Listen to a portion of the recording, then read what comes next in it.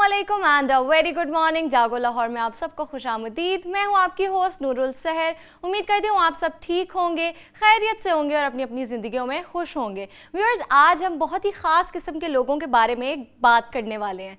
ऐसे लोग जो ना तो डॉक्टर्स हैं, ना माहिर नफ्सियात, ना लाइफ कोच और ना ही नजूमी, लेकिन हर मसले का हल इनके पास पहले से ही मौजूद होता है। और ऐसे लोग आपको हर जगह हर कदम पर मिल ही जाते हैं। शायद अभी भी अगर आप अपने इर्द गिर्द देखेंगे तो एक दो तो नज़र आ ही जाएंगे। और ये लोग हर वक्त, हर लम्हा, हर जगह अपने मशवरे देने के लिए तैयार रहते हैं। आप ज़िंदगी में कुछ भी करने लगेंगे, इनके पास हर किस्म के मशवरे होंगे आपको देने के लिए। इवन अगर आप चाय का कप भी उठाएंगे तो वहाँ भी ये लोग ये कहने को मौजूद होंगे कि कप ऐसे नहीं, ऐसे उठाना चाहिए। और इसी तरह शादी के मसाइल हों, वज़न ज़्यादा हो तो कम करने की टिप्स, और अगर कम हो जाए तो फिर उसको ज़्यादा करने की टिप्स, कैरियर टिप्स, बच्चों को पालने की टिप्स, और ये सब मशवरे बिल्कुल फ्री होम डिलीवरी के साथ हमेशा आपके पास पहुंचने के लिए तैयार रहते हैं। अक्सर तो ऐसे मशवरे होते हैं जिनको सुनकर दिल करता है इंसान सर दीवार में मार ले। अपना नहीं, ऑब्वियसली उनका, लेकिन आपने ऐसा कुछ नहीं करना, बल्कि ऐसे लोगों से दूर रहना है। और ऐसे लोगों को भी यही कहूँगी कि अपने मशवरे मुफ्त में बांटना बंद कीजिए। और जो बेचारे ये मशवरे सुनते हैं उनको यही कहूँगी कि एक कान से सुने और दूसरे कान से निकाल दें और पॉजिटिविटी के साथ लाइफ में आगे बढ़ें। आगे बढ़ते हैं अपने पहले सेगमेंट की जानिब और आज बात कर लेते हैं कुछ घरेलू चाय और मुख्तलिफ मशरूबात के हवाले से जो कि सदियों से सेहत के लिए इस्तेमाल होते आए हैं। हर चाय, कहवा या जड़ी बूटी ना सिर्फ जायके में लज्जत देती है बल्कि हमारे बॉडी और ब्रेन पर भी गहरे असरात मुरतब करती है। हकीमी नुस्खों के मुताबिक सही चाय और हर्बल मशरूबात का रोज़ाना इस्तेमाल हमारे इम्यून सिस्टम को भी बेहतर बनाता है, हमारी डाइजेशन भी बेहतर बनाता है और जिस्मानी तवानाई को भी बढ़ाता है। और कई ऐसी बीमारियां हैं जिसमें ये मददगार भी साबित होता है। और आज हम जानेंगे कि कौन से घरेलू मशरूबात वाकई सेहत के लिए फ़ायदेमंद हैं और इन्हें कैसे इस्तेमाल किया जाए। और इस पर बात करने के लिए मेरे साथ मौजूद है हकीम मुजम्मिल साहब। अस्सलाम वालेकुम हकीम मुजम्मिल साहब, कैसे हैं आप? वालेकुम अस्सलाम वरहमतुल्लाहि वबरकातुहू। अल्हम्दुलिल्लाह, आप खैरियत से हैं? अल्लाह का शुक्र। अच्छा हकीम साहब, सबसे पहले तो ये बताएं कि हार्ट अटैक्स आजकल काफ़ी कॉमन हो गए हैं, स्पेशली जो नौजवान लोग हैं उसकी इसमें तादाद बहुत ज़्यादा है। तो कौन सी ऐसी घरेलू चाय है जो दिल की सेहत के लिए बहुत मुफीद है? एक तो ये बहुत बड़ा अलमिया है कि हमारे इस मुआशरे में हमारे जो नौजवान हैं, जो हमारा मुस्तकबिल हैं, वो इस तरह की ख़तरनाक बीमारी का शिकार होते चले जा रहे हैं। तो मेरा ख्याल है कि इनके असबाब पर भी गुफ्तगू होनी चाहिए ताकि नौजवान जो है वो इनसे बच सकें कि वो क्यों इस वक्त जो है वो दिल के अमराज में जो है वो मुब्तला होते जा रहे हैं। शॉर्ट में कर देता हूँ, साथ फिर मैं कोई चाय साथ बता देता हूँ या कोई जो भी कहवा है इसके लिए मुनासिब मैं अर्ज़ कर देता हूँ। हमारे नौजवान जो है ना, वो सबसे बड़ी एक गलती ये कर रहे हैं कि वो अपनी रात की नींद ख़त्म करते चले जा रहे हैं। जो रात की नींद है ना, जिसने दिमाग और दिल को सुकून देना है, वो पूरी नहीं कर पा रहे हैं। ऐसे है। दूसरा, उनका जो सुबह का ब्रेकफास्ट होता है, जो नाश्ता होता है, वो अपनी ज़रूरत के तहत नहीं वो ले रहे हैं जितनी उसकी डिमांड है, जो उनकी बुनियादी ज़रूरत है। जहाँ से मतलब उनकी एक तो सुबह हो रही है 12 से 3 बजे के दौरान, और दूसरा जब 12 से 3 बजे वो उठते हैं तो हमारे मुआशरे में एक कंसेप्ट बन चुका हुआ है जो कि बड़ा ख़तरनाक हद तक बढ़ चुका हुआ है। उठते ही बेड टी लेने के आदी हो गए हैं बहुत ज़्यादा लोग। ऐसे ही है। ये जो खाली पेट जो है वो चाय का इस्तेमाल होता है, ये बुनियादी तौर पर हमारे जिस्म में जो भी मैदे के अंदर निज़ाम के अफ़ाल होते हैं, ये उनको कमज़ोर कर रहा होता है, बतदरीज आहिस्ता आहिस्ता कमज़ोर कर रहा होता है। ये मुझे बिल्कुल भी बताने की मेरा ख्याल ज़रूरत नहीं है, हर बंदे को पता है कि चाय के अंदर कैफ़ीन होती है और कैफ़ीन एक ऐसे नशे के तौर पर इस्तेमाल करवाई जाती है। और चाय की जो ज़रूरत है वो जिस तरह से इसके फ़वाइद थे हम उस तरह से नहीं ले पा रहे हैं, तो उसका बजाय फ़ायदा होने के नुकसान की शक्ल में हमारे नौजवान पर उनके मुज़र असरात जो हैं वो मुरतब हो रहे होते हैं। रात की नींद का ना पूरा होना, सुबह सुबह खाली पेट चाय का बहुत ज़्यादा इस्तेमाल, बहुत ज़्यादा मुरगन अज़िया में सिर्फ मसालाजात बहुत ज़्यादा तेज़ इस्तेमाल करना, ये बहुत बड़ी एक वजह बनती चली जा रही है। दूसरा, हमारे मुआशरे में बढ़ती हुई नेगेटिविटी जो हमारी पॉजिटिविटी पोजीशन को ख़त्म करती जा रही, दिमागी प्रेशर, ज़हनी दबाव और जिस्म के अंदर ग़िज़ाई तौर पर इतदाल ना रहना, ये नौजवानों की सेहत पर असरअंदाज हो रहे हैं और उसकी वजह से उन पर दिल के जो बहुत सारे मामलात हैं वो पैदा होते चले जा रहे हैं। अब ये देखें, ये है एक चाय, یہ اس چائے سے آپ واقف ہیں، یہ چائے اکثر گھروں میں پی جاتی ہے، پتی ہے یہ تو، پتی ہے، یہ جب خریدی جاتی ہے اور کبھی نہیں یہ چیز نوٹ کی جاتی کہ کیا اس کو رنگ تو نہیں دیا گیا ہے، کیا اس کو آرٹیفیشلی تیار تو نہیں کیا گیا ہے، کیا کچھ چیزیں ایسی تو نہیں ہیں جن کا رنگ بدل کے ان کو چائے بنا دیا گیا ہے، اور سارا دن دھڑا دھڑ یہ چائے جو ہوتی ہے ایک ہی برتن میں پک پک کے، اور ہم کہتے ہیں کہ یہ جتنی زیادہ پکتی ہے یہ اتنی زیادہ فائدہ ہوتی ہے، رائٹ، اتنا زیادہ اس کا فائدہ ہوتا ہے، لیکن یہ جتنی زیادہ پک جائے گی اتنے اس کے زہریلے اثرات بڑھتے چلے جائیں گے۔ یہ بھی ایک وجہ بن رہی ہے ہمارے معاشرے میں بہت زیادہ خرابی کی۔ میں نے کسی جگہ پہ کہا تو لوگ کہنے لگے کہ اسی تے عرصہ تو پی رہے ہیں، سانوں تے کدی کچھ نہیں ہویا۔ تو پھر ایسا ہوتا ہے، خدا نہ خواستہ جب کبھی کوئی ایسی بیماری تکلیف دے اور بڑی شدت کے ساتھ آتی ہے تو پھر وہ دیکھی نہیں جاتی ہے، اس میں پھر کافی سارے مسائل بڑھ چکے ہوتے ہیں۔ ایک یہ چائے ہے، شاید آپ نے پہلے دیکھی ہو، یہ بھی چائے ہے، وہ والی چائے عمومی طور پر ہے لیکن یہ بھی چائے ہے۔ آپ نے سبز چائے کا نام سنا ہوگا، لیکن یہ چائے ہے، آپ اس کی ابھی سے خوشبو لے سکتے ہیں، یہ کافی عرصے سے خشک پڑی ہوئی ہے لیکن اس کی ابھی بھی خوشبو قائم ہے، ابھی بھی تازگی اس کی قائم ہے، لیکن اس چائے میں خوشبو بھی کم ہے، تازگی بھی نہیں۔ تو یہ والی جو سبز چائے ہے، اگر ہم یہ سبز چائے اس چائے کی جگہ پر اپنے گھر میں اس کی جگہ دے دیں، یہ والی ہمارے دل کو بھی مضبوط کرے گی، ہمارے دماغ کو بھی مضبوط کرے گی، ہمارے معدے کے مسائل کو بھی بہتر کرے گی اور پٹھوں کو بھی مضبوط کرے گی، اور جو لوگ بہت زیادہ پیٹ بڑھنے کے مسائل میں مبتلا ہو چکے ہیں، یہ والی چائے ان کا پیٹ بھی کم کر دے گی۔ اچھا، تو اس کا طریقہ کیا ہے؟ اس کا طریقہ، چائے یہ ہو یا یہ ہو، کوئی بھی چائے جو ہو، خواتین ویسے بہتر جانتی ہیں چائے کا طریقہ کیا ہوتا ہے اور وہ گھر میں بڑے طریقہ کار سے وہ بناتی ہیں۔ چائے بنتی پہلے کیسی تھی؟ ویسے سارے لوگ ہم یہاں موجود ہیں، ہمارے ٹیبل پہ جو چائے آتی ہے یہ اصل میں کیا ہوتا ہے؟ یہ ہوتا ہے دودھ کا ایک کپ اور اس میں پتی، لیکن ہم اس کو چائے کہتے ہیں، حالانکہ یہ دودھ پتی ہوتی ہے، کیونکہ اس میں چائے اتنی سی ہوتی ہے، دودھ اتنا زیادہ ہوتا ہے، تو جس کی زیادہ مقدار ہوتی ہے نام تو اس کا ہونا چاہیے نا، دودھ زیادہ ہے۔ آج بھی دنیا میں سب سے زیادہ چائے پیدا کرنے والا ملک چین ہے، اس کے بعد جو ہے وہ بھارت ہے، اس کے بعد جو ہے وہ کینیا، بتدریج ان کے نمبر آ رہے ہیں۔ پورے چائنا میں اگر آپ دیکھیں چائے کس طرح سے پی جاتی ہے تو وہ سب کو گوگل کر کے بھی پتہ لگ جائے گا، وہ ریسرچ کر کے دیکھ سکتے ہیں، وہاں پہ دودھ استعمال نہیں کیا جاتا ہے اس میں۔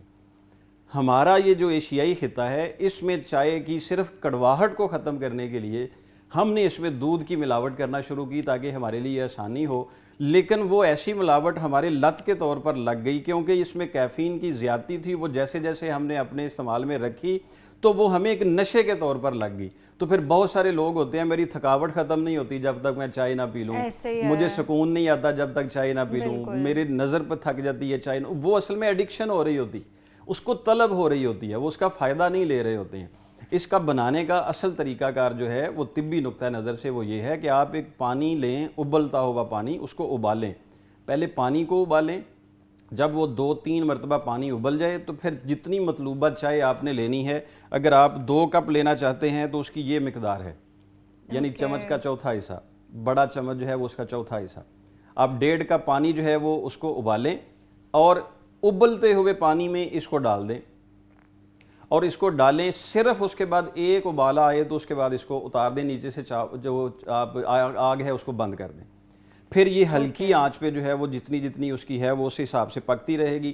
پھر اگر آپ چاہیں کہ اس میں دودھ استعمال کرنا چاہتے ہیں تو حسب ضرورت تھوڑا سا دودھ ڈال کے اس کو گرم کر لیں اور یہ والی چائے پینا شروع کر دیں، انشاءاللہ یہ آپ کو فائدہ ہی فائدہ دے گی، نقصان نہیں دے گی۔ آل رائٹ، اور یہی طریقہ بلیک ٹی کا بھی ہے، اسی کو بھی اسی طرح سے پکانا ہے۔ ہم اس چائے کی، اب لفظ نہیں کہنا چاہیے، ستیہ ناش کر دیتے ہیں، پکا کے اسٹرانگ کر دیتے ہیں، بہت اسٹرانگ کر کے، اور یہ چائے جو ہے نا وہ اکثر ڈرائیور حضرات میں مشہور ہوتی ہے۔ بالکل، ٹرکوں والی چائے کیوں مشہور ہوتی ہے بھلا؟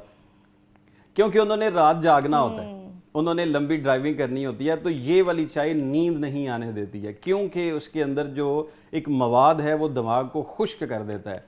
تو آپ خود سے اندازہ لگا لیں کہ جو ایک رات جاگتے ہیں ان کو تیز پتی والی چائے کی ضرورت ہوتی ہے، اور جو آپ عرصہ دراز سے تیز پتی کا استعمال کر رہے ہیں وہ آپ کی دماغ کی نسوں کو کتنا کمزور کر رہی ہے۔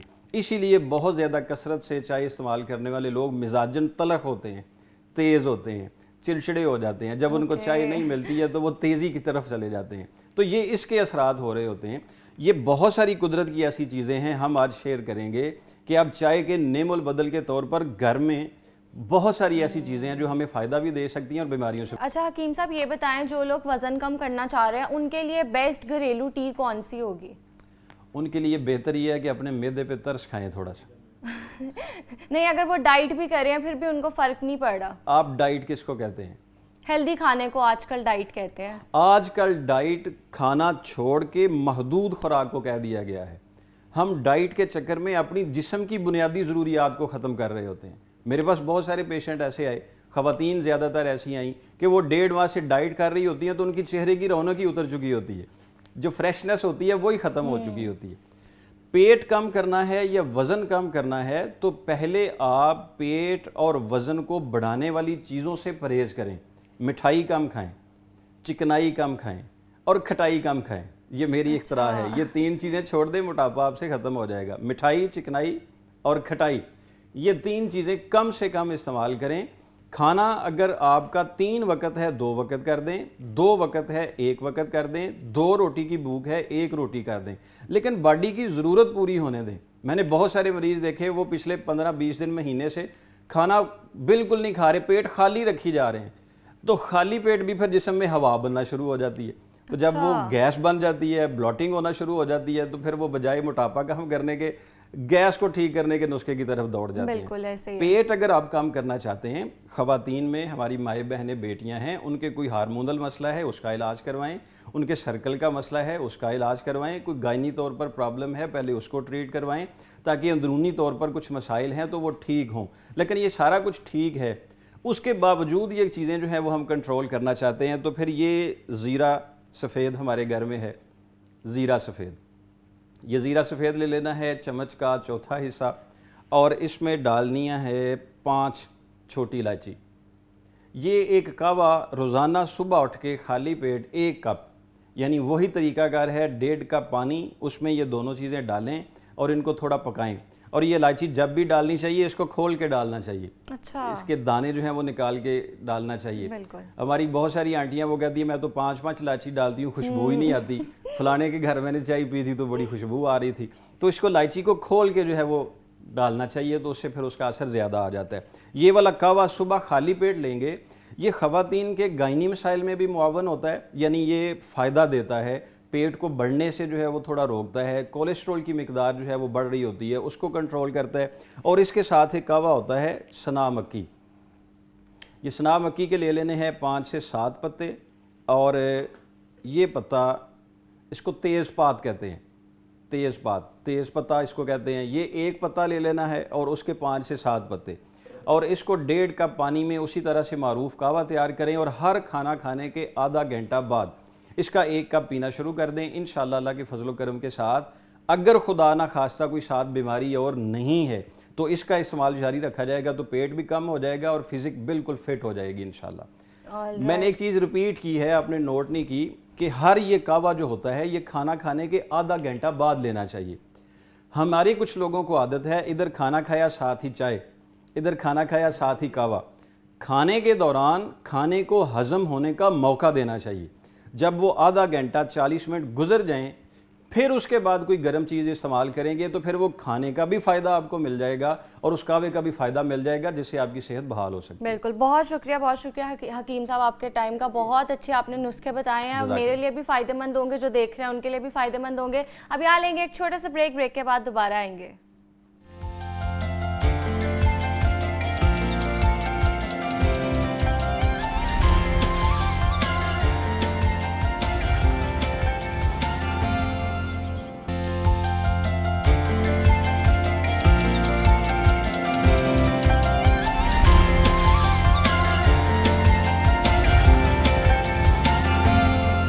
आगे बढ़ते हैं और कुछ कान के इन्फेक्शन के हवाले से बात कर लेते हैं। ये आम तो लगता है लेकिन ये एक संजीदा मसला है जो बच्चों और बड़ों دونوں فیس کر رہے ہیں، اور بر وقت تشخیص اور مناسب علاج نہ ہونے پر یہ سماعت میں کمی، درد یا ایسے بہت سے مسائل کا سبب بھی بن سکتا ہے۔ اس لیے بر وقت تشخیص سے اس کا مکمل علاج ممکن ہے، اور انفیکشن اگر دوبارہ نہ ہو اس کو بھی روکا جا سکتا ہے۔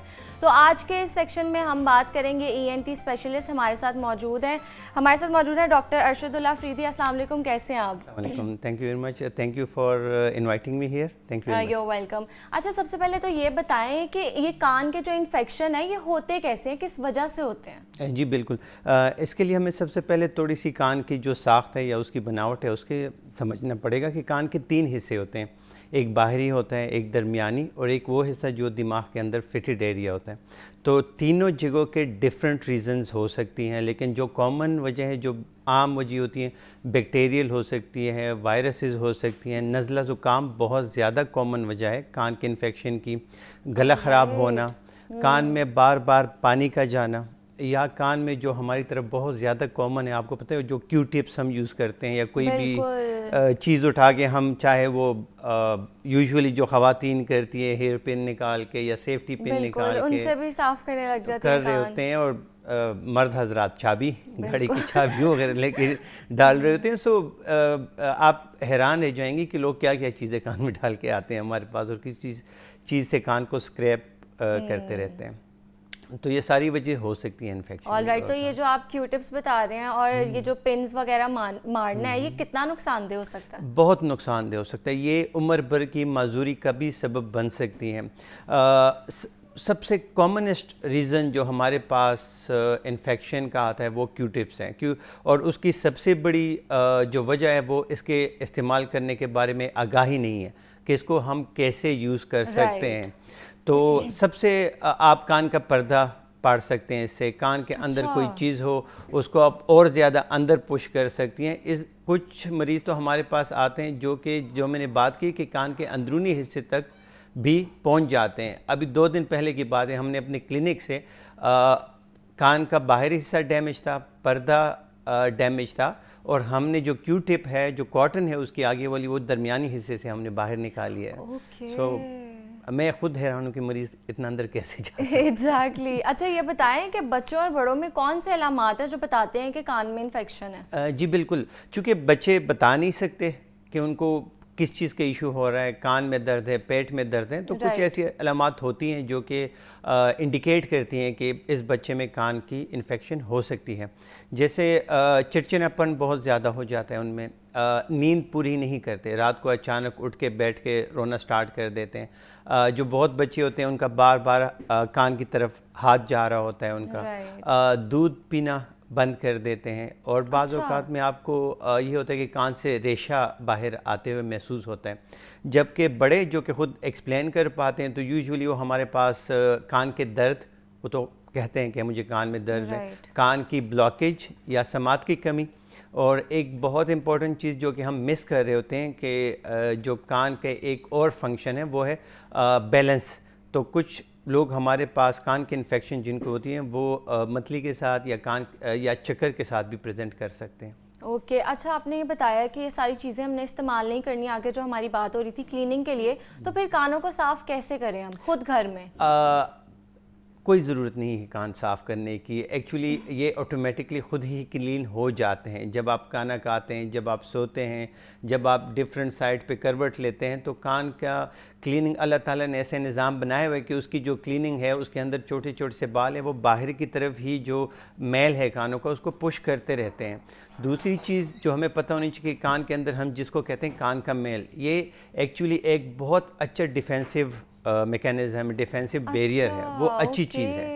یہ آپ اس کو یہ دیکھیں کہ یہ as a antifungal, as a antibacterial, bacteria کے خلاف باہر سے کوئی چیز جاتی ہے، جتنا بھی آپ دیکھیں نا آب و ہوا میں کتنی چھوٹی چھوٹے ذرات ہوتے ہیں، ان کو ٹریپ کرنے کے کام آتے ہیں، تو ان کے کافی زیادہ فنکشن۔ تو یہ بنتی کیسے ایئر ویکس؟ ایئر ویکس جیسے ہم اس کو کہتے ہیں، یہ ایک موڈیفائڈ فارم ہوتی ہے، ایک جیسے آپ پسینہ ہوتا ہے نارمل باڈی میں جیسے پسینہ آتا ہے، اسی طرح کان کے اندر بھی اس کا ایک موڈیفائڈ گلینڈز ہوتے ہیں۔ یہ پسینے ہی کی ایک قسم ہے جو کہ کان کے اندر کافی زیادہ حفاظتی کام کرتی ہیں، جیسے یہ بیکٹیریوسائڈل ہوتی ہیں، بیکٹیریا کے خلاف کام کرتی ہیں، جو کان کے باہر سے ذرات آتے ہیں آب و ہوا میں، ڈفرینٹ قسم کی پولوشن ہے، ان کو ٹریپ کرتے ہیں اس میں. فوراً باڈی جو باہر سے کوئی بھی اللہ نہ کرے کوئی انسیکٹ ہوتا ہے یا کوئی بھی چیز آتی ہے وہ اس میں ٹریپ ہوتی ہیں. تو ایئر ویکس کے کافی زیادہ فنکشن ہے، اور یہ جسٹ جیسے پسینہ ہے سیم ٹو سیم وہی کان کے اندر کا پسینہ ہی ہوتا ہے. All right. اچھا یہ بتائیں کہ یہ تو ہمیں پتہ ہے کہ ہیڈ فونس جو ہیں وہ پہننے سے ہماری جو ہیئرنگ ہے وہ افیکٹ ہو سکتی ہے، لیکن یہ بتائیں کہ کس حد تک ہم استعمال کر سکتے ہیں، کتنا یوسیج ان کا سیف ہے؟ جی آج کل کی جنریشن تو آپ کو پتہ ہے اٹس آل اباؤٹ آئی پوڈز اور ایئر پوڈز اور جو بھی ہیں اسٹیریو ہیڈ سیٹس ہیں، بہت زیادہ ہیں. اس میں ڈیپینڈ کرتا ہے کہ آپ کا ایکسپوجر کتنی دیر کے لیے ہے، کہ آپ کتنی زیادہ ٹائم کی جتنا آپ یوز کریں گے اوبیسلی کان کی سماعت کو ڈیمیج ہونے کے چانسز زیادہ ہوتے ہیں.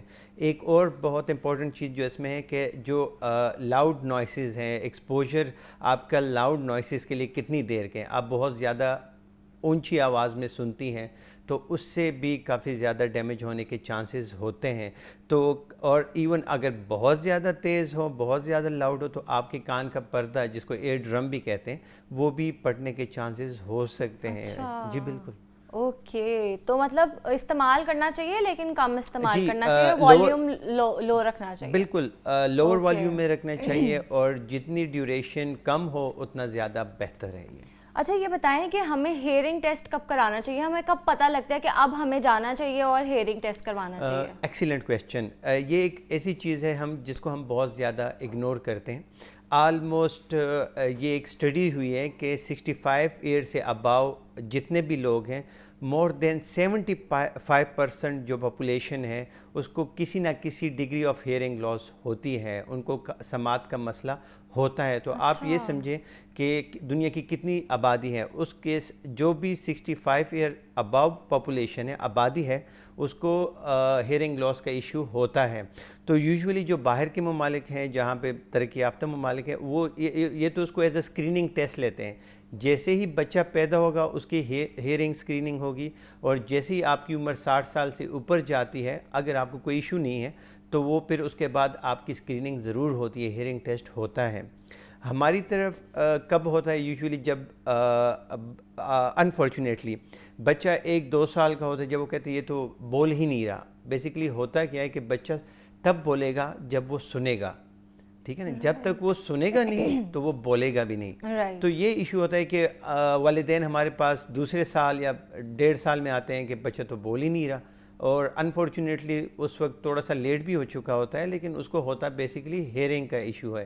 اسی طرح جو بڑے ہیں وہ جب تک بہت زیادہ ہیئرنگ لاس کوئی 50% تک نہ ہو، چونکہ ایک کان تو کام چلا رہا ہے آپ کا، ایک کام تو آپ کا کان کام کر رہا ہے، تو اس میں یہ ہوتا ہے کہ وہ بھی کافی لیٹ پریزنٹ کرتے ہیں. تو جب بھی یوزولی ہمارے پاس جو پاپولیشن آتی ہے شالمار میں، جب ہم اس کو اسکرین کرتے ہیں وہ تبھی کرتے ہیں جب ان کو ہیئرنگ ایشو بہت زیادہ ہو جائے، اور اس وقت تک آپ کو پتہ نہیں چلتا ہے اس کا جب تک آپ کی 40 to 50% ہیئرنگ جو ہے وہ ختم نہ ہو چکی ہے. تو اس کو ریورس کر سکتے ہیں ہم؟ ڈیپینڈ کرتا ہے کہ وجہ کیا ہے، ریزنس کیا ہے. اگر فرض کریں ہم ویکس کی بات ابھی کر رہے تھے، اگر اس کی وجہ ویکس ہے یا کان کے درمیانی حصے میں کوئی فلوئڈ ہے، یا کوئی جو کان کے اندر جو ہڈیاں ہیں وہ بربری ہو جاتی ہیں، ہماری طرف بہت کامن ہے، تو اس کو ٹریٹ کر سکتے ہیں آپ. لیکن یوزولی جو ایج ریلیٹڈ ہوتی ہے وہ irreversible ہوتی ہے، یا کان کے اندرونی حصہ جو ہم نے کہا ہے کہ دماغ میں فٹڈ ایریا ہے، جب اس کو ڈیمیج ہوتی ہے تو یوزولی دیٹ از irreversible، وہ واپس نہیں ہو سکتی. لیکن یوزولی جو کان کے باہری حصے اور درمیانے حصے میں سماعت کی کم ہونے کی وجوہات ہوتی ہیں وہ یوزولی ریورسیبل ہوتی ہیں. اچھا ڈاکٹر صاحب یہ بتائیں کہ جو لوگ بہت زیادہ سوئمنگ کرتے ہیں، یا اگر جو لوگ سوئمرز نہیں بھی ہیں، وہ ونس ان اے بلو مون جاتے ہیں اور وہ سوئمنگ کرتے ہیں اور ان کے کانوں میں پانی چلا جاتا ہے، تو اس کو کیسے نکال سکتے ہیں؟ سب سے پہلے جو آپ کے سوال کو کنٹینیو کرتے ہیں، اس کو آپ نے نکالنا نہیں ہے.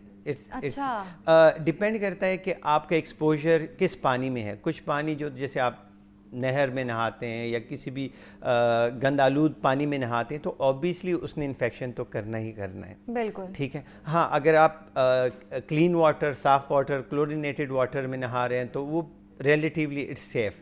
تو اس کو آپ نے نکالنا نہیں ہے. اف یو سویم اور آپ باہر آئیں کوئی ایشو نہیں ہے تو اٹس پرفیکٹلی فائن. لیکن بہت زیادہ پانی کی ایکسپوجر کی وجہ سے سویمرز ایئر جس کو ہم کہتے ہیں وہ ہو جاتا ہے. وہ بھی کان کے ایک ٹائپ کا انفیکشن ہے جس کو اگین آپ نے ٹریٹ نہیں کرنا, آپ نے ڈاکٹر کے پاس جانا ہے اور ان سے بعض دفعہ یہ ہوتا ہے کہ کان میں میل ہوتی ہے, وہ پڑی رہتی ہے, ساری زندگی پڑی رہتی ہے, لیکن آپ نے سوئمنگ کی, اس کو پانی لگا اور اس کی وجہ سے وہ تھوڑا سویل کر جائے, پول کر جاتے ہیں, اس سے پین ہو جاتی ہے, کان بلاک ہو جاتے ہیں. تو وہ یوزولی یہ کہتے ہیں کہ ہم شاید نہائیں اس وجہ سے, لیکن وہ ویکس ہوتی ہے جو کہ سویل کر جاتی ہے. اگین دیٹ کین بی بہت آرام سے اس کو ہم ریموو کر سکتے. تو کون سے ایسے فوڈز ہیں یا فروٹس ہیں جو ہمارے کانوں کی صحت کے لیے بہت اچھے ہیں؟ یوزولی سارے, میں جب سرجری کرتا ہوں یا میں جب بھی ٹریٹ کرتا ہوں تو مجھ سے پیشنٹ پوچھتے ہیں ہم نے پرہیز کیا کرنا ہے. میں نے کہا کوئی پرہیز نہیں ہے, آپ ہر فروٹ کھا سکتے ہیں, ہر سبزی کھا سکتے ہیں. جیسے ہماری طرف کچھ متس ہیں نا کہ یہ ریشہ بہت بناتے ہیں, یوزولی بنانا کا لوگ کہتے ہیں, رائس کا بہت کہتے ہیں کہ اس سے ریشہ بہت ہو جاتا ہے. until and unless you are allergic to a particular, جو آپ کو الرجی ہے اگر کسی فروٹ سے, کسی نٹ سے, تو آپ اس کو ایوائڈ کر رہے ہیں. ورنہ سارے ہی فروٹ جو ہیں, سارے ہی پھل سبزیاں یہ صحت مند ہوتی ہیں. کوئی پرٹیکولر تو کبھی بھی ہم نہیں کہتے کہ آپ یہ کھائیں اور یہ نہ کھائیں. آل رائٹ, ٹھیک ہے. کانوں کے انفیکشن کے حوالے سے ہم بات کر رہے تھے. بہت سی ایسی چیزیں ہیں جو ہم اپنی روزمرہ زندگی میں کر رہے ہیں جو ہمارے کانوں کی صحت کو متاثر کر رہے ہیں اور اس سے کانوں میں انفیکشن بھی ہو رہی ہے. بہت شکریہ ڈاکٹر صاحب, آپ کا بہت شکریہ آپ کے ٹائم کا. You welcome. ابھی آ لیں گے چھوٹا سا بریک کے بعد دوبارہ آئیں گے.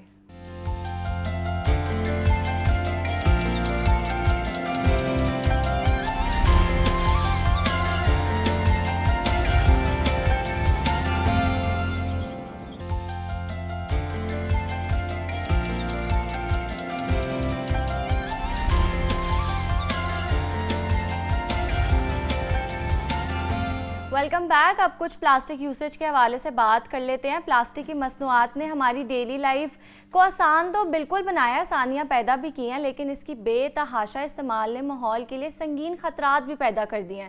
پاکستان میں سالانہ تقریباً 2 ملین ٹن پلاسٹک فضلہ پیدا ہوتا ہے, جس کا 86% ضابطے کے بغیر پھینک دیا جاتا ہے. اور یہ ناقابل تحلیل مواد زمین, دریاؤں اور سمندر میں جمع ہو کر نہ صرف آبی حیات کو نقصان پہنچاتا ہے بلکہ انسانی صحت پر بھی اس کے بہت نیگیٹو ایفیکٹس ہوتے ہیں. ماہرین ماحولیات اس بات پر زور دیتے ہیں کہ پلاسٹک کے بڑھتے ہوئے استعمال کو لمیٹڈ کرنا چاہیے, ری سائیکلنگ کو پروموٹ کرنا چاہیے اور آلٹرنیٹس ڈھونڈنے چاہیے. اور جو آپ کی سب سے بڑی ضرورت ہے کہ آپ جو نقصان دہ چیزیں ہیں ان کی بجائے آلٹرنیٹس پہ جائیں. اور اگر ہم اس مسئلے پر فوری اقدامات نہ کیے تو ماحولیاتی توازن بگڑنے کے ساتھ ساتھ انسانی اور حیوانی زندگی میں بھی خطرات پیدا کر سکتی ہیں. ہمارے ساتھ موجود ہیں ڈاکٹر حبیب الحق رنداوا صاحب. السلام علیکم, کیسے ہیں آپ؟ Welcome to Jaago Lahore. بہت شکریہ آپ کا. بہت شکریہ سر. اچھا سر, سب سے پہلے تو یہ بتائیں کہ جو پلاسٹک ویسٹ ہے یہ ہمارے انوائرمنٹ کو کیسے افیکٹ کرتا ہے؟ دیکھیں جی, بات یہ ہے کہ اس کی جب اوریجن میں جائیں کہ جن کیمیکل سے یہ مرکب ہوتے ہیں اور بنتے ہیں, یہ ان کی جو نقصان ہے تبھی سے شروع ہو جاتا ہے, مینوفیکچرنگ سے شروع ہوتا ہے. مینوفیکچرنگ سے لے کر استعمال تک, اور جو ہم اس کو سو کارڈ اس کو ضائع کر کے ہم پھینک دیتے ہیں تب تک. رائٹ. تو آپ کہہ سکتے ہیں یہ واحد دنیا کا مٹیریل ہے انسانوں کو بنایا ہوا کہ جو نہ تو ڈیکمپوز ہوتا ہے, نہ بایو ڈیگریڈ ہوتا ہے, اور یہ ختم بھی نہیں ہوتا. حتیٰ کہ آپ اس کو جلائیں تو پھر کہیں اس کے وہ ختم ہو رہا, اور جلتے جلتے بھی یہ اتنے فیومز, خطرناک فیوم چھوڑ دیتا ہے کہ انسانی صحت کے لیے بڑے خطرناک ہوتے ہیں. تو یہ ایکچولی تو اس کی اوریجن جب تک ہے, اس کے نقصانات کا تو ہم ادراک تو تب کر سکتے ہیں جب ہم دیکھیں کہ اس کی اوریجن کیا ہے. اس کی اوریجن ہے جو ہمارے فاسل فیولز ہیں, کوئلہ ہے, گیس ہے, اور ہمارا پیٹرول ہے. یہ اسی کے مختلف فارمولوں سے بنتے ہیں جس کے بنیادی مرکبات فیورانس ہوتے ہیں اور اس میں وولٹائل آرگینک کمپاؤنڈس بھی ہوتی ہیں.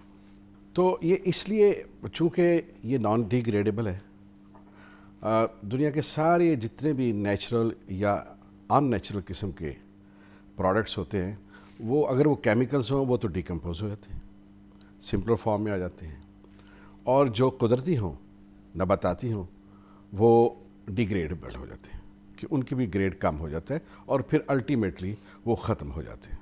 لیکن دس از آئرنی آف ایٹ کہ جو پلاسٹک ہے ये एक मरतबा बन जाए तो पड़ा रहे, रखा रहे, इसको आप सॉलिड वेस्ट डिक्लेयर कर दें तो इसकी खासियत और इसकी जो नुकसानात हैं ये मौजूद रहते हैं। अच्छा, ऑल राइट। तो ये देखें, इसके अगर आप फसलों में डाल दें, फसलों में चला जाए तो वहाँ आप प्रॉपर उसकी पौधों की इरिगेशन नहीं कर सकते। अगर ये समुद्रों में चला जाए तो वहाँ जो मैमल्स हैं वो सांस नहीं ले सकते। अच्छा, ये बताएं कि जो नदियों और दरियाओं में प्लास्टिक जमा हो जाता है उससे हमारे माहौल पे क्या इफ़ेक्ट होता है? देखिए मैडम, उसमें ये है कि एक तो ये क्लॉगिंग हो जाती है ना, बिल्कुल, कि उनकी रवानी में फ़र्क आ जाता है। वहाँ आपकी नहरी निज़ाम है, उसकी जो मशीनरी है उसको वो बिल्कुल साख्त कर, बाज़ औक़ात उसमें नुकसान होता है। या उसके अंदर जो हयात होती है, बहरी हयात है समुद्रों में, ये बाज़ औक़ात तो निगल भी लेते हैं, स्वैलो कर लेते हैं, ये ख़ास तौर पे मैमल्स। और पिछले साल का अंदाज़ा यह है कि पूरी दुनिया में तकरीबन 10 लाख मैमल सतह आप पे समुंदर पे आ गए वो मर के।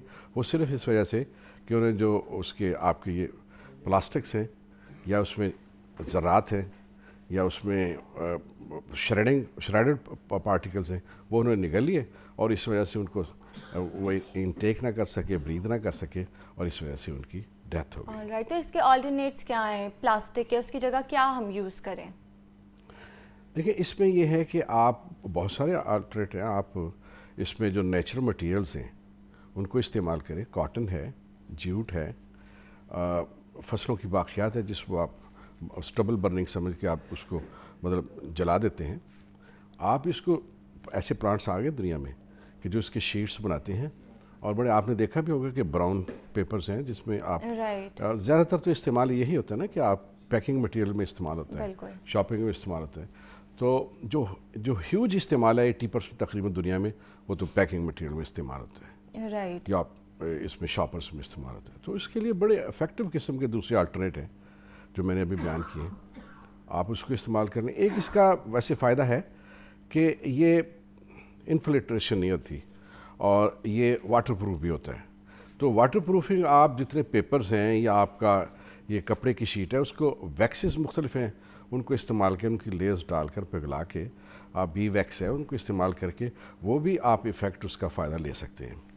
उसमें यह है कि आपको थोड़ी सी तकल्लुफ़ करना पड़ता है, चूँकि ये इंडस्ट्री एक बन गई है, जगह जगह बेचने वाले मौजूद हैं, तो बाज़ औक़ात ये भी इंसान होता है, क्रेज़ी हो जाता है कि जी हम ये हमारा जो सिस्टम है बिज़नेस का ये क्यों मुतासर हो, तो ये चला आ रहा है। वरना जब ये नहीं थे तब भी तो पैकिंग मटेरियल इस्तेमाल हो रहे थे, सारे कपड़े थे। हम बचपन में देखते आ रहे हैं, जब अभी स्टार्ट नहीं हुआ था तो कपड़े के शॉपिंग बैग्स होते थे, वो इस्तेमाल करते हैं। बिल्कुल। अच्छा हबीब साहब, ये बताएं कि अक्सर जो हमारी मिनरल वाटर की बॉटल्स होती हैं वो अमूमन प्लास्टिक की होती हैं, तो कहा जाता है कि अगर इसको धूप में रख दो तो इसमें कार्सिनोजेंस पैदा होते हैं, तो इसमें कितनी हकीकत है? बिल्कुल हकीकत है कि जो बेसिक कॉन्स्टिट्यूएंट्स होता है इसकी तख्लीक का, इसको फैक्ट्रियों के अंदर बनाने का, वो होते फ्यूरान्स, डाइऑक्सिन्स और पीवीसीज। ये जो मटेरियल्स होते हैं, ज़ाहिर है इनको जब हिद्दत लगती है या इनको कहीं से रगड़ लगती है या ये पड़े पड़े थे तो कुछ ना कुछ तो मटेरियल इनके जो है वो निकल आते हैं, ठीक है। और ख़ास तौर पर जब इनको जलाया जाए, आप प्लास्टिक को जब जलाते हैं तो बहुत ज़्यादा ख़तरनाक बनता है। वैसे पड़ा रहता है वो, ज़ाहिर है डिकम्पोज भी बड़ी लेट से होता है, उसकी लाइफ भी 1000 साल है। और ये है कि जब वो आप प्लास्टिक इस्तेमाल करते हैं उसमें अगरचे इतनी अबंडेंटली वो नहीं निकलती, लेकिन कार्सिनोजेनिक इफ़ेक्ट्स जो होता है उसका वो मौजूद होता है। इसके फ्यूरान्स का, हाँ जी, वोलेटाइल ऑर्गेनिक कंपाउंड्स होते हैं, पीसीबीज होते हैं, वो इसमें से निकलते हैं जो हमारे इंसानी हयात के लिए और पौधों के लिए भी वो नुकसानदेह है। बिल्कुल। अच्छा हबीब साहब, ये बताएं कि माइक्रो प्लास्टिक क्या है और हमारी बॉडी पर इसके क्या असरात होते हैं? माइक्रो प्लास्टिक यही जो मैंने कहा है ना कि जब इनकी श्रेडिंग करते हैं या इनकी एवेपोरेशन होती है, इनकी आप रिसाइकलिंग के बाद, रिसाइकलिंग कई किस्म की है, रीयूज़ भी आप कर सकते हैं। आप इसको जब रिसाइकलिंग करते हैं, केमिकली करते हैं या आप इसको पिघला के करते हैं, मेल्ट करके करते हैं, तो वो जो माइक्रो प्लास्टिक्स हैं वो उसमें फ्यूम्स बन के उठते हैं, ठीक है, वो बुखारात बन के उठते हैं। वो माइक्रो प्लास्टिक्स आप इनहेल भी कर सकते हैं, आपकी स्किन पे भी वो रेस्ट कर सकते हैं। तो इन दोनों सूरतों में वो आपके लिए कार्सिनोजेनिक इफ़ेक्ट्स पैदा करते हैं। अगर आपकी स्किन पे रेस्ट करते हैं तो एब्जॉर्प्शन होती है और ब्लड के ज़रिए वो आपके जिस्म के अंदर जाते हैं, वहाँ वो ब्लॉकेज पैदा करते हैं।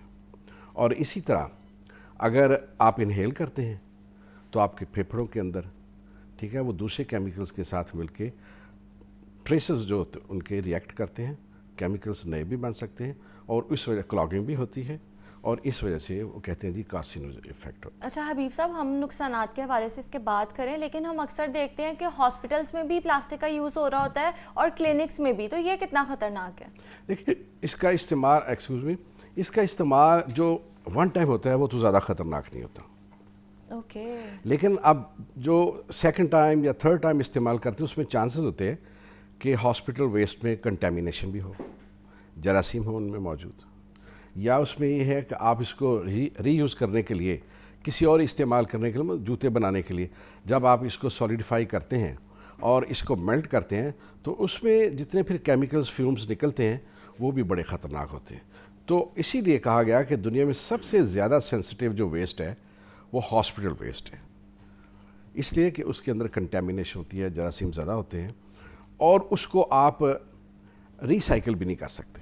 बिल्कुल। आप रिसाइकिल करेंगे, जहाँ जहाँ जो रिसाइकिल करने वाला स्टाफ होगा, लेबर होगी, और जिन इलाकों में होंगे वहाँ फ्यूम्स पैदा होंगे, तो उनके लिए वो जो जरासीम हॉस्पिटल के होते हैं बड़े ख़तरनाक, जिनको हम आगाह नहीं होते, आम पब्लिक आगाह नहीं होती, तो वो भी कंटेमिनेशन होते हैं, उसके असरात उसके जद में आ सकते हैं। इसलिए कहते हैं कि हॉस्पिटल वेस्ट को आप फर्स्ट इस्तेमाल के प्रेफरेबली, मैं तो ये कहूँगा जितने भी ये प्लास्टिक वेस्ट होते हैं वो पहले इस्तेमाल के बाद इसको डंप कर देना चाहिए। हाँ ये है, आपने बहुत ज़्यादा एक प्रिकॉशनरी मेजर्स किए हैं आपकी फैक्ट्रीज़ के अंदर, तो आप फर्नीचर वगैरह या दूसरी चीज़ें आप बना सकते हैं, लेकिन वो भी इस सूरत में कि आप उनको दोबारा लेमिनेशन करें, उनको इस्तेमाल कर लें। बिल्कुल ऐसे ही है। अच्छा ये बताएं कि ये जो प्लास्टिक वेस्ट है इसकी वजह से जो सैलाब है उनका ख़तरा कितना बढ़ सकता है?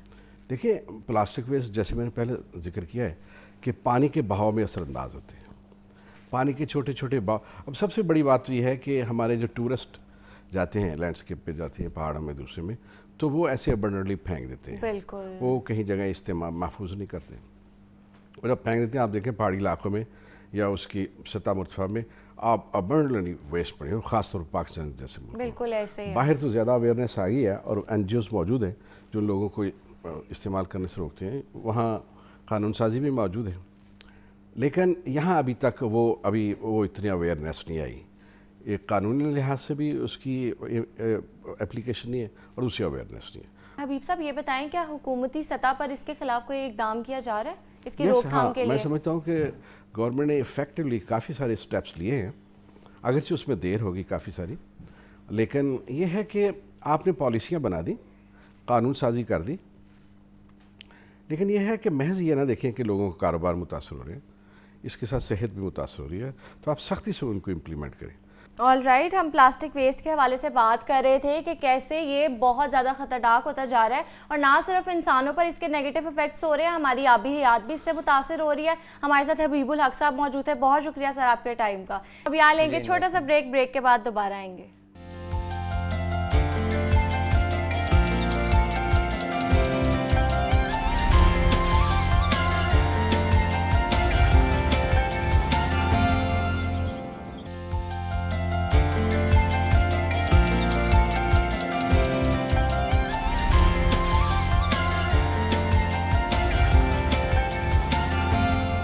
Welcome back. अब आगे बढ़ते हैं और कुछ बच्चों के हवाले से बात कर लेते हैं। बाज़ औक़ात बच्चों का ज़िद्दी या नाफरमान रवैया दिखाना एक आम बात है, लेकिन कभी कभी ये रवैया वालिदैन के लिए एक चैलेंज भी बन जाता है। ज़िद्दी रवैया बच्चे के जज्बात, खौफ या अदम तहफ़्फ़ुज़ की वजह से भी पैदा हो सकता है।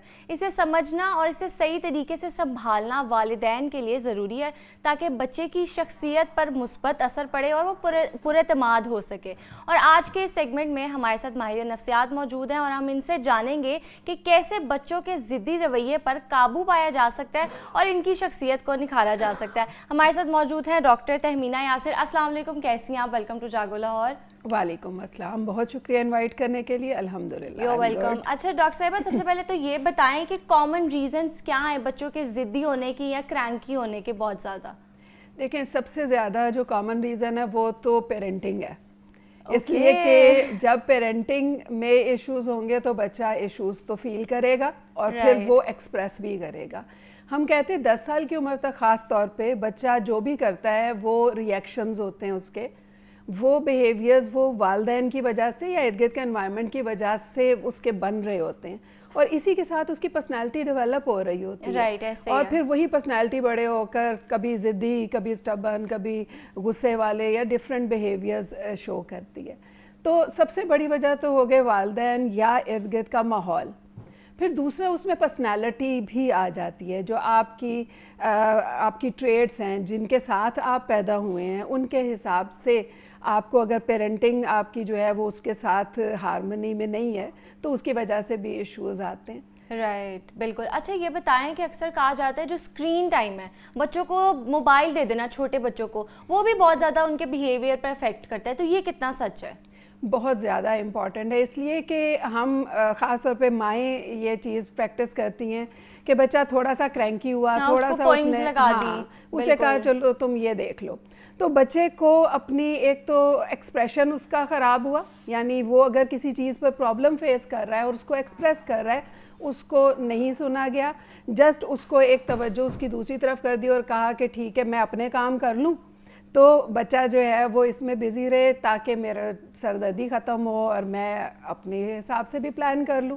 تو اس میں جو اسکرین ہوتی ہے ایک تو اس وجہ سے بہت پرابلم دیتی ہے، دوسری اس میں امپورٹنٹ چیز جو ہوتی ہے وہ یہ ہوتی ہے کہ اسکرین سے وہ سیکھ کیا رہا ہے، یعنی اگر پوئمز آپ نے سکھانی ہے تو ٹھیک ہے، دیٹ از گڈ، لیکن یہ کہ اگر آپ ہر وقت، یعنی چھوٹے بچے کو اکثر والدین یہی کرتے ہیں کہ وہ چلڈرن والا چینل کوئی لگا دیں گے، میوزک اور پوئمز ہوں گی، تو بچے کو اگر آپ وہی دکھائے جا رہے ہیں موسٹ آف دا ٹائم، تو پھر بچہ وہ پوئمز ہی سیکھے گا نا، وہ پوئم سیکھ لے گا، لیکن ادروائز آپ کیا سکھا رہے ہیں؟ ادروائز آپ سکھا رہے ہیں کہ جب وہ اس کو کوئی ایشو ہے تو وہ ایشو ایڈریس نہیں ہوگا، آپ نے وہ پوئمز لگا دی، تو پھر بڑے ہو کر جب وہ پوئمز یا دوسری چیزوں میں یا ایکسٹرنل چیزوں میں زیادہ انٹرسٹ رکھتا ہے اور آپ کے ساتھ وہ مس بہیو کرتا ہے، تو پھر آپ کو ایشو ہو جاتا ہے کہ بھئی یہ کیوں مس بہیو کر رہا ہے؟ بالکل، بھئی اس وقت پہ آپ نے بھی اگر دیکھیں تو اس کے ساتھ مس بہیو ہی کیا تھا کہ آپ نے اس کو سنا نہیں، اس کی پرابلم کو ایڈریس نہیں کیا، بچے نے کسی چیز پر ضد کی اور آپ نے اس ضد کو نہیں سمجھا، ایڈریس نہیں کیا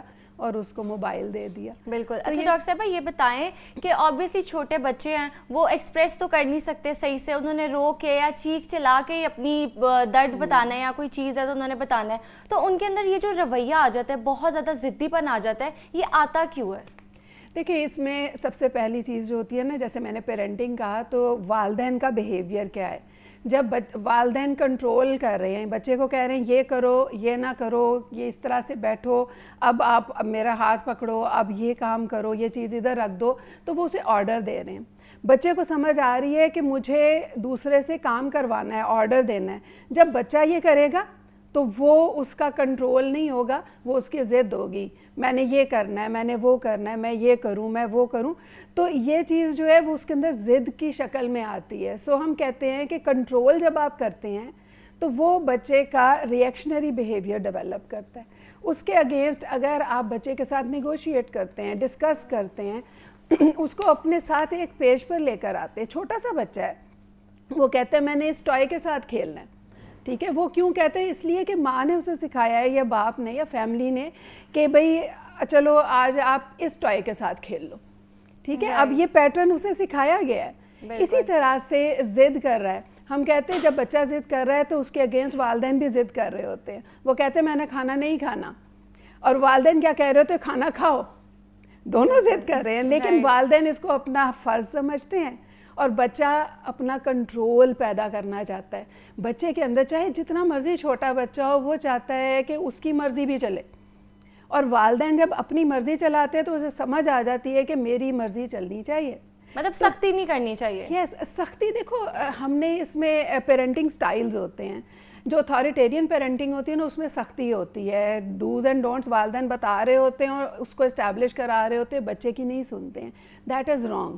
اتھارٹیٹیو پیرنٹنگ جو ہوتی ہے نا اس میں باؤنڈریز سیٹ کر کے والدین بتاتے ہیں کہ دس از سم تھنگ، اس کے ساتھ ڈسکس کر کے اسے بتاتے ہیں۔ چھوٹے سے بچے کے ساتھ بھی ڈسکشن موڈ آن کریں گے تو وہ بڑے ہو کر ڈسکشن کرے گا، جب بچے کے ساتھ ضد والا موڈ آن کریں گے تو وہ بڑے ہو کر ضد کرے گا. تو آپ جب ڈسکشن موڈ میں آ جاتے ہیں, بے شک آپ جو چاہتے ہیں وہی کریں, اس لیے کہ والدین سمجھدار ہیں, انہوں نے بہت ایکسپیرینس ہے ان کا, وہ چاہتے ہیں کہ ان کا بچہ بہترین بنے. لیکن بہترین کرنے کے لیے وہ کیا کرتے ہیں, وہ 3 رویے جو کہ نقصان دہ ہیں ان کو اپلائی کرتے ہیں. ایک تو کنٹرول جو میں نے بتا دیا, ہم کہتے ہیں یہ 3 C's ہوتے ہیں. ایک کنٹرول ہو گیا, دوسرا وہ کرٹیسائز کرتے ہیں, یہ تم غلط کر رہے ہو, تم ایسا نہیں کرنا چاہیے تھا, یہ تم کس طرح سے کر رہے ہو. بچے کو ٹوکنا شروع ہو جاتے ہیں. جیسے ایون چھوٹا سا بچہ ہے کچھ مہینے کا, تو اس کو یہ تم نے اپنے اوپر گرا لیا, دیکھو یہ کتنا غلط کام کیا, یہ کیسے کرتے ہیں, ایسے کرتے ہیں, ڈیسنٹ ہو کے بیٹھتے ہیں, دیکھو اسپون کو ایسے پکڑتے ہیں. پھر اس کے بعد آ جاتا ہے کمپیریزن, او دیکھو وہ بڑا بھائی کتنا اچھا بیٹھا ہوا ہے, آپ بھی صحیح طرح بیٹھو, وہ دیکھو بہن کتنی کوآپریٹو ہے, آپ بھی. یہ تو ہر ایج میں ہوتا ہے, کمپیریزن تو ہر ایج میں ہوتا ہے. اور یہ چیزیں جو ہوتی ہیں نا, یہ بہت ٹاکسک ہوتی ہیں, چاہے جتنا مرضی چھوٹا بچہ اور بڑا ہو, یہ ٹاکسک ہوتی ہیں اور بچے کو بہت زیادہ نیگیٹیولی افیکٹ کرتی ہیں. بالکل. اچھا, یہ جو چھوٹے بچوں کو مارتے ہیں یا بہت زیادہ ڈانٹتے ہیں, یہ کتنا نقصان دہ ہو سکتا ہے؟ مارنا تو بالکل غلط ہے, اس کو ہم کہتے ہیں فزیکل ابیوز جو ہوتا ہے. چاہے آپ کا چھوٹا سا بچہ اور آپ پیار میں, کئی والدین بڑے ہوتے ہیں نا, وہ کہتے ہیں والدین کیا فیملی ممبرز بھی پیار میں چپت لگا دی. تو یہ بھی بچے کو کیا سمجھ آ رہی, بچے کو سمجھ آ رہی ہے کہ this is something that can be possible. تو بچہ جب ہاتھ اٹھاتا ہے تو والدین کو برا لگتا ہے, لیکن جب والدین ہاتھ اٹھاتے ہیں تو وہ کہتے ہیں ہمارا فرض ہے, ہم بچے کی رسپانسبلٹی, ہم اس کو کرنا چاہتے ہیں, اس لیے کہ بچے کو ہم نے سکھانا ہے. ہم کیسے سکھائیں گے, ایسے سکھانا بالکل غلط ہوتا ہے. کس طرح سکھائیں پھر؟ اس کے بجائے ہم نے اس کو صحیح اور غلط کی پہچان بتانی ہے. ہم کہتے ہیں جس وقت پہ بچہ کوئی غلط کام کرے اس وقت پہ ڈائریکٹلی اس کو کچھ نہ, جینٹل پیرنٹنگ. ہاں بالکل, جینٹل پیرنٹنگ, کمپیشن کے ساتھ پیرنٹنگ. تو اس کو ہم کہتے ہیں کہ اس وقت پہ اس کو کوئی کچھ نہ کہا جائے جس وقت پہ وہ صحیح بیہیویئر کر رہا ہے.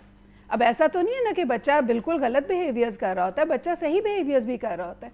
آپ کہتے ہیں شور نہ مچاؤ, شور مچانا بری بات ہے, لاؤڈ نہ ہو, آپ اس کے اوپر ٹوکنا شروع جاتے ہیں, ڈانٹتے ہیں, مارتے ہیں. آپ اس سچویشن میں اس بیہیویئر کو بالکل اگنور کریں, لیکن جب وہ خاموش بیٹھا ہوا ہے, جب وہ آرام سے بات کر رہا ہے, اس کو اپریشیٹ کریں. ہم اسے کہتے ہیں ڈفرینشیل ری انفورسمنٹ ہوتی ہے, یعنی آپ سپورٹ کرتے ہیں, آپ اس کے اندر انکریج کرتے ہیں وہ بیہیویئر جو کہ آپ چاہتے ہیں, یعنی کہ خاموشی سے, اچھے طریقے سے, تمیز سے بات کرے. تو وہ بات آپ کہیں گے, کرٹیسائز کریں گے, کمنٹ کریں گے, وہ نہیں سیکھے گا. آپ اپریشیٹ کریں گے, جب بچہ آرام سے بیٹھا ہوا ہے آپ اس کو اپریشیٹ کرتے ہیں, بچے کو سمجھ آتی ہے دس از اے بیہیویئر. اچھا, آپ کے پاس کافی کیسز آتے ہوں گے, تو ڈاکٹر صاحبہ آپ کے پاس زیادہ تر کس وجہ سے کیسز آتے ہیں, میجورٹی کیسز؟ اس وقت پہ جو بچوں سے ریلیٹڈ یا پیرنٹنگ سے ریلیٹڈ کیسز ہیں, ان میں ایک طرح کے بہت زیادہ نمایاں ہو رہے ہیں, وہ ہے کہ بہترین پیرنٹنگ کرنے کی خواہش. والدین میں خاص طور پہ جو ینگ جنریشن والدین بن رہے ہیں, ان میں یہ چیز کہ ہم بچوں کی بہترین پیرنٹنگ کریں, اور اس کے لیے وہ ہر وقت ان پہ چیک اینڈ بیلنس رکھ رہے ہیں, وہ جو ہیلی کاپٹر پیرنٹنگ ہوتی ہے. تو بہت زیادہ مانیٹر کر رہے ہیں, بہت زیادہ مانیٹر کر رہے ہیں ایک ایک چیز پر. اچھا اس نے اتنا کھایا, اتنا کھانا چاہیے تھا, یہ اس طرح سے کرتا ہے, یہ اس ٹائم پر یہ والا کام کیوں نہیں کر رہا, ہر چیز پر وہ کویسچن. یعنی آپ دیکھیں کہ ایک پودا ہوتا ہے, پودے کو ہم پانی ڈالتے ہیں اور اس کو ہر وقت دیکھ کر غور نہیں کرتے رہتے کہ پودا جو ہے اب اس کا یہ پتا نکل رہا ہے کہ نہیں نکل رہا. بالکل ایسے ہی. اس پر پانی ڈال کے ہم نے اس کو پراپر کھاد دے کر ہم نے ویٹ کرنا ہوتا ہے, دیکھنا ہوتا ہے کہ وہ گرو کرے. بچہ بھی اسی طرح سے ہوتا ہے. جب آپ بالکل اس کے اوپر فوکس کر لیں گے, 24/7 آپ لگے رہیں گے, تو دیٹ ول ناٹ شو کہ آپ بہت بہترین پیرنٹ ہیں. یہ پرفیکشنزم کی طرف والدین کو لے جاتا ہے, اور بچے کے اندر سیلف ڈاؤٹ بہت زیادہ آ جاتا ہے. وہ جو کانفیڈنس لو ہوتا ہے بچوں کا, زیادہ تر انہی بچوں کا ہوتا ہے جن کے والدین بہت زیادہ کریکٹ کرتے ہیں, بہت زیادہ کنٹرول کرتے ہیں, بہت زیادہ مانیٹر کرتے ہیں.